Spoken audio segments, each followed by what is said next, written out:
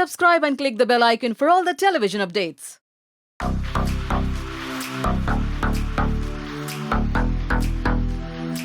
Were you expecting कि आप eliminate हो जाओगे? Were you expecting?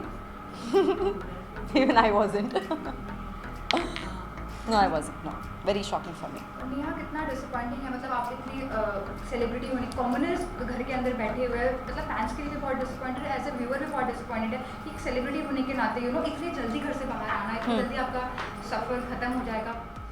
नहीं, ये मुद्दा सेलिब्रिटी या कॉमनर का नहीं है। ये मुद्दा ये है कि मैं इतनी कमज़ोर नहीं थी जितना जल्दी उन्होंने मुझे बाहर निकाला। ये मुद्दा कॉमनर या सेलिब्रिटी का नहीं है। तो क्या लगता है, क्योंकि सब ने मतलब विकास घर में गए, करण पटेल घर में गए, सबने मतलब सृष्टि भी बोलते हुए सुनाई पड़ी, मतलब सब घर वालों का कहना था कि आपका व्यक्तित्व बाहर नहीं आ रहा है, आपको ओवर पावर किया जा रहा है। तो आप कितनी सहमत है, आप क्योंकि आप फील करके आई हैं, आप रह कर आई हैं। जी जी जी। आप क्या कहना नहीं, मुझे ऐसा लगता है कि जब कोई बहुत कंपोज चल रहा है, काम चल रहा है, सिचुएशन को बहुत समझदारी से हैंडल कर रहा है, इसका मतलब ये नहीं कि ये सिर्फ ये उनका व्यक्तित्व नहीं हो सकता है। ये सब कुछ उन्हीं लोगों ने कहा है जिनके व्यक्तित्व का कोई एक गलत पहलू बाहर निकला है, तो उनको लगता है कि हमने कुछ गलत कर दिया, इन्होंने अब तक कुछ गलत क्यों नहीं किया है। तो that is not the definition of anyone's personality. मेरी पर्सनैलिटी अगर कुछ होती ही नहीं तो लोगों तक पहुँचती ही नहीं। लेकिन लोगों ने कहा है कि मैं पीस मेकर हूँ, लोगों ने कहा है कि मैं बहुत ही I am like a tigress. मेरे जो टास्क हैं, मुझे नहीं लगता कि लड़कियों में किसी ने इतने अच्छे तरीके से टास्क परफॉर्म किए होंगे जितने मैं लड़कों के साथ मेरी टक्कर होती थी, लड़कियों के साथ नहीं होती थी। सो जहाँ पर स्ट्रेंथ दिखाना, I think it's very important. ये आपकी इंटीग्रिटी दिखाता है कि आप अग्रेशन और स्ट्रेंथ कहाँ पर दिखाते हो। बेवजह कहीं पे बस चिल्ली करके अग्रेशन दिखाने में मेरा विश्वास नहीं है, और if that makes me a weak person, I guess I am proud to be one. Okay, देखो जोड़ी ब्रेकर जो हुआ है जी, आपको क्या लगता है, मतलब किसके लिए सही है, किसके लिए गलत है? मुझे लगता है जोड़ी ब्रेक होना उर्वशी के लिए सबसे अच्छी बात है, क्योंकि वो लड़की पिस चुकी थी लॉयल्टी दिखाने में और अपना पॉइंट ऑफ व्यू रखने में। उनका एक पॉइंट ऑफ व्यू दीपक के पॉइंट ऑफ व्यू से बहुत अलग है, तो मुझे लगता है ये जोड़ियों का टूटना उर्वशी के लिए सबसे ज़्यादा बेनिफिशियल है। और उसका डायनामिक और कैसे बदलेगा, I don't know, let's wait and watch. But कहीं ना कहीं सबा और सोमी भी एक है, यूनिटी है, लोगों में जब भी कोई कुछ फाइट होती है तो सबा या सोमी खड़े हो जाते हैं एक दूसरे के लिए। So what about them? See solo है, इसका मतलब ये नहीं कि आप किसी को सपोर्ट नहीं कर सकते।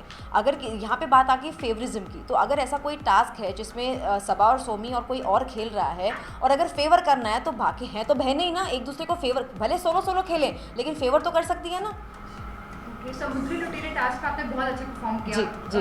लेकिन उसके बाद से टास्क में कहाँ, मतलब क्यों उतनी ज़्यादा परफॉर्मेंस आपकी नहीं दिखी? सिर्फ उस टास्क में आपने मतलब सृष्टि से एक्सपेक्ट किया जा रहा था, व्यूअर्स एक्सपेक्ट कर रहे थे कि वो ज़्यादा अच्छा करेंगे, लेकिन वो जल्दी उठी और आप लास्ट तक बैठ गए। मैं बताती हूँ, मुझे लगता है सबसे इंटरेस्टिंग टास्क समुद्री लुटेरे तो ठीक है, फाइन हो गया, लेकिन उसके बाद जो वोल्केनो लावा बॉल्स वाला जो टास्क था वो भी बहुत इंटरेस्टिंग था। लेकिन उसमें हुआ यूँ कि हमने ये डिसाइड कर दिया था कि हम सब मिलके करण के लिए, केवी के लिए खेलेंगे।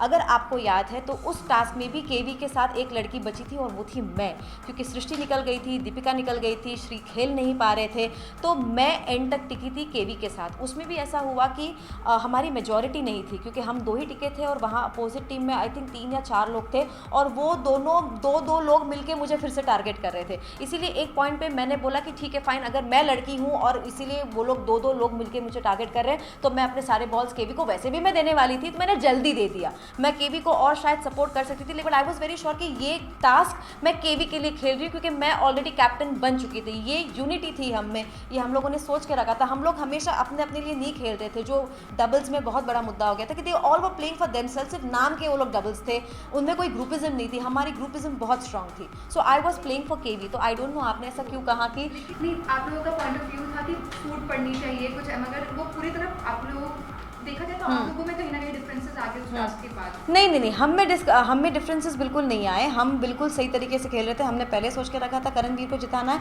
और हमने एंड तक करणवीर के लिए ही खेला।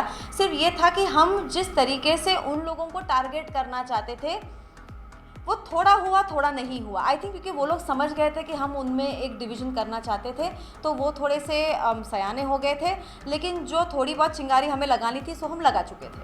ओके, दीपिका को लेकर आप क्या कहना चाहेंगे, because you spend a lot of time with her in the house, उनकी एक इमेज थी ऑब्वियसली सीरियल को लेकर, बिग बॉस में जाके एक अलग इमेज बन गई है। क्या अलग इमेज बनी है? जैसे उन्हें बताया जा रहा है कि वो जो जैसी बहू थी वैसे ही वो प्रिटेंड कर रही है, उनका ओरिजिनल फेस तो ये अलग क्या है? वही तो है। सो नहीं, शी इज प्रिटेंडिंग। Yeah, अच्छा, प्रिटेंड कर रही है, वो है नहीं वैसे। हाँ, अच्छा, बहुत केयरिंग दिखाती हैं, हाँ। बहुत घर वाले लोग भी बहुत उनको टीज कर रहे थे कि दवा ले लीजिए, खाना आप चाय लेंगी क्या, तो आपको क्या लग रहा है कि वो प्रिटेंड करेंगे कि वो वैसे ही हैं दीपिका, क्योंकि आपने सबसे ज़्यादा टाइम उनके साथ spend you know what is happening, मैं दीपिका से इतना प्यार करती हूँ कि शायद मैं उसकी ये साइड समझ ही नहीं पा रही हूँ, क्योंकि केयरिंग तो मैं भी थी, दवाइयाँ मैं भी देती थी, नाश्ते और खाना तो मैं भी बनाती थी, लेकिन मुझे क्यों नहीं टारगेट किया गया? सिर्फ दीपिका को क्यों टारगेट किया गया? और मेरी शायद ये प्रॉब्लम है कि जिनसे मैं प्यार करती हूँ उनकी मैं खामी शायद नहीं देख पाती। तो अगर ये सच है तो आई don't no, I am disappointed. लेकिन एक जगह पे दीपिका भी आपसे डिसअपॉइंटेड हो गई थी जब उस कैप्टनसी में आप एज ए संचालक वाला टास्क आपको दिया गया था, आप संचालक बनी थी और उसमें शिवाशिष ने भी हाथ बदले कि आप नहीं देख पाई, जी, तो जी, सरकार ने मुद्दा उठाया। जी, जी। और फिर उस पूरे टास्क में भी जब आपने एक जन को सोमी को जब आपने बाहर मतलब बिना वार्निंग दिए उनको बोला कि आप निकल जाइए। नहीं, आप फिर से वीडियो देखिए, आप फिर से वीडियो देखिए। आपने वार्निंग वर्ड नहीं मैंने वार्निंग वर्ड यूज़ नहीं किया, लेकिन अब ये टेक्निकली देखा जाए तो जब दीपिका खुद आगे संचालक बनी थी, जब इन दोनों में हाथापाई हुई दोनों लड़कियों में, तो वार्निंग वर्ड खुद उन्होंने यूज़ नहीं किया था।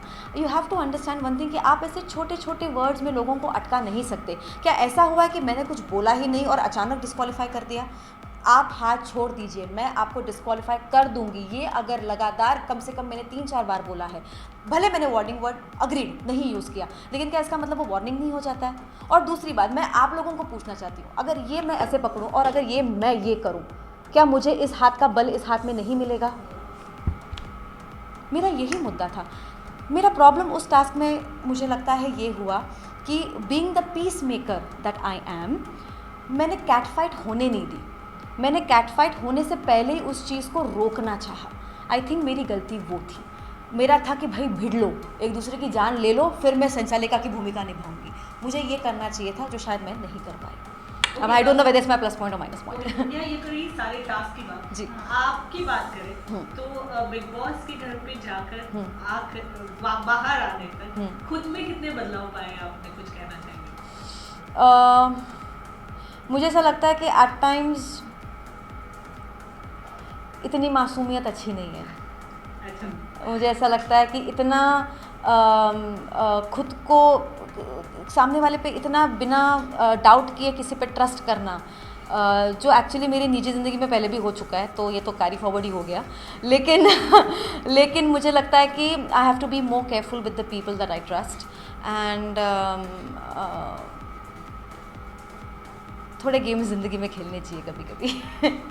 यानी बिग बॉस में जाने का फैसला आप एकदम ही सही था आपकी ज़िंदगी में, आप सोच रहे हो? हाँ, लोग अपने एक्सपीरियंस लेके बिग बॉस में आके गेम खेलते हैं, मैं बिग बॉस में आके एक्सपीरियंस लेके अब ज़िंदगी में खेल के लूँगी। No, on a funny, I don't mean that, but हाँ, मुझे लगता है कि I need to probably not trust people as much as I do. Okay, आप इस हफ्ते बाहर आए, आपको लगता है कोई और अगर जो डिजर्व नहीं करता वो पोजीशन, और वो पोजीशन आप डिजर्व करते हो शायद, क्योंकि we were seeing you know you had started playing well. Thanks. So Please focus there. आपको ऐसा कोई लग रहा है जो डिजर्व नहीं करता वो पोजीशन और जैसे eliminate? I don't mind switching places with Anup ji. Okay, according to you wild card entry कौन हो सकता है, अनूप जी या श्रीशांत? बिकॉज एज नहीं, वो वाइल्ड कार्ड एंट्री नहीं है, वो घर के अंदर ही है। Yeah. तो वो सीक्रेट रूम से हाँ, एक्चुअली वाइल्ड कार्ड मैं हो सकती हूँ। सुन रहे हैं आप लोग? मतलब अभी भी अब उस वाइल्ड घर में कार्ड वापस एंट्री जाने का मिले पूरा तो क्या इरादा है। चेंजेस करना चाहोगे? हाँ। अगर अब वाइल्ड कार्ड एंट्री मिले हाँ। तो कोई नई स्ट्रैटेजी, नया रूट होगा, क्या होगा? मुझे एक बात का एडवांटेज मिलेगा कि जिन लोगों पे मैं ट्रस्ट करती थी, शायद मैं उन पे ट्रस्ट नहीं कर सकती, ये बात मैं समझ गई हूँ।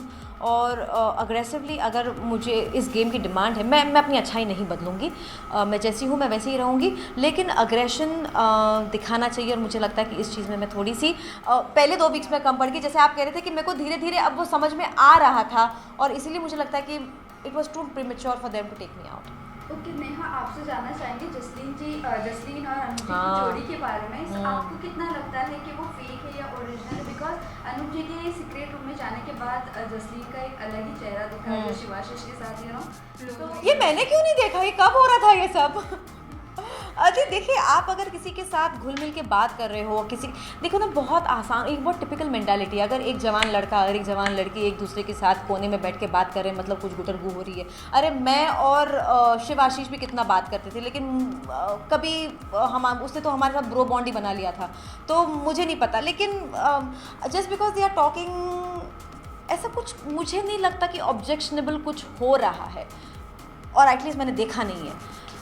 तो आई थिंक सही नहीं है ये एलिगेशन। अनूप जी और जसलीन के रिलेशनशिप का जब पता आपको चला तो आपका भी वही शॉकिंग रिएक्शन था जो शायद हमारा भी था। नहीं, मैं कंफर्म कर रही थी कि ये एंगल क्या है। मैंने इफ़ यू रिमेंबर, मैंने पूछा था एंगल क्या है आप दोनों के बीच में। आप लोग एज फ्रेंड्स आए हो, आप लोग एज लवर्स आए हो, आप लोग एज कमिटेड कपल आए हो, एज व्हाट आए हो? तो उन्होंने, जसलीन ने हाँ ओके, तो मैंने उस चीज़ को वहीं पे छोड़ दिया कि maybe she is not comfortable to talk about it, but I just wanted to know कि आप एज व्हाट आए हो। That's fair to ask. आपके हिसाब से सबसे स्ट्रॉन्गेस्ट कौन है घर में इस वक्त जो फाइनल्स तक जा सकता है सिंगल्स में? मैं चाहती हूँ कि रोमिल जाए। रोमिल अच्छा खेल रहे हैं। अच्छा, श्रीशांत के साथ आपकी इक्वेशन को लेकर कुछ कहना चाहेंगे? हाँ, उन्होंने ये भी कहा था कि he knows a lot of secrets about you. God no, ये उससे वो ट्रिगर करने के लिए बोला था। वो इतना फुस प्लान था ना उनका, क्योंकि मैं ट्रिगर हुई नहीं, और मैं जितना मैं अपनी ज़िंदगी के बारे में जानती हूँ और कोई नहीं जानता है। मुझे अच्छा लगता अगर वो कुछ ऐसे मेरी ज़िंदगी के बारे में बोलते कि मेरे आंखों से आंसू निकलते, तो उसी बहाने आंसू तो निकलते, लेकिन आंसू निकले नहीं। एलिगेशन वो सिर्फ वो मुझे धमकाना चाहते थे वो, बिकॉज क्या ना, किसी भी लड़की के लिए बहुत आसान हो जाता है टारगेट करना उसके कैरेक्टर के ऊपर। तो कैरेक्टर के बदले लड़कियाँ कैसे, मेरे बारे में क्या जानते हैं, कुछ नहीं है, कुछ नहीं, क्या जानते हैं ऐसे मेरे बारे में? और उनको शायद कहीं वो रिएक्शन मुझसे चाहिए थे।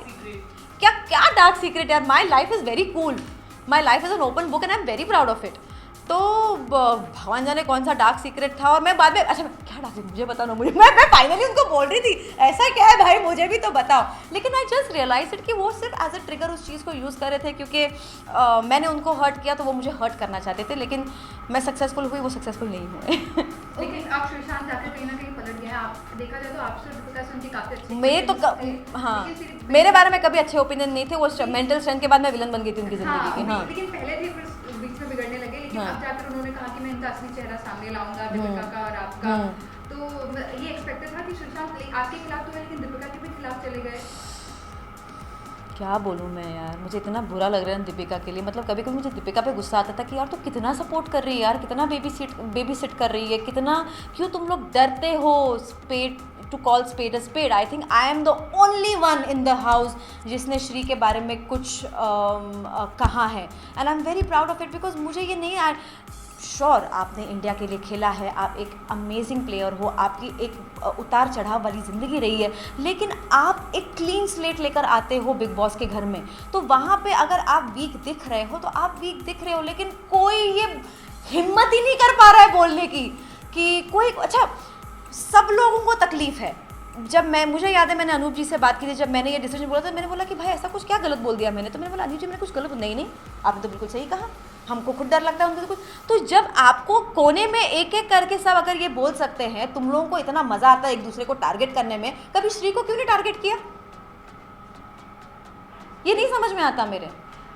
वही अनूप जब श्री के साथ मिल गए हैं कि मैं तुमको सपोर्ट करूंगा दीपिका और नेहा का, मैं तो आई एम वेरी श्योर श्री के अगेंस्ट कोई नहीं जाएंगे, और मुझे ये इस मामले में मुझे दीपिका भी नहीं जमती। लेकिन I don't understand. श्री के सीक्रेट रूम में जाने के बाद भी हमने देखा कि काफी कंटेस्टेंट्स रोते नजर आ रहे हैं, उनको याद कर रहे, काफी मिस कर रहे हैं।